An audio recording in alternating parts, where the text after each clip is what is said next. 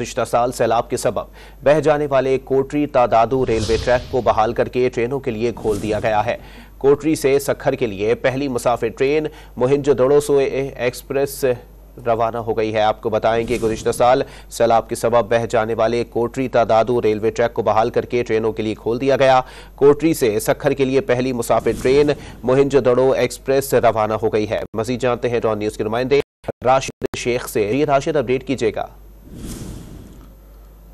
आज division superintendent Nasir Khalili की जानिब से जो है मोहिंजोदड़ो एक्सप्रेस ट्रेन का जो है इफ्तिताह किया गया है। ये ट्रेन जो है गुज़िश्ता एक साल कबल जो है सैलाबी जिसे जो भेजाने वाला जो हिस्सा था, जिसमें कोटरी से सेवन तक का 3 मुख्तलिफ मकामात से जो ट्रैक रेलवे ट्रैक भेज गया था, खराब हो गया था, मुतासिर हुआ था। उसकी बहाली के बाद आज 1 साल बाद इस ट्रेन को रवाना किया गया है। इसमें जो है मुसाफिर ट्रेन में 100 मुसाफिर को लेकर ये ट्रेन यहाँ से रवाना हुई है।